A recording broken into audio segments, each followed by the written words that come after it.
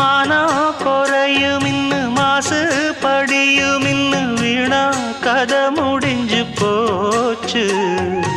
ஈசான மூலையில லேசான பள்ளி சத்தம் மாமன் பேர சொல்லி பேசுது.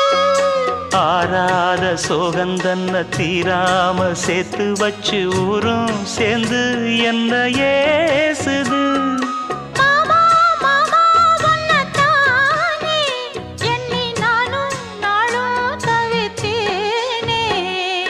கூண்டுக்குள்ள என்ன வச்சு கூடி நின்ன ஊற விட்டு கூண்டுக்குள்ள போனதென்ன கோலக்கிளியே.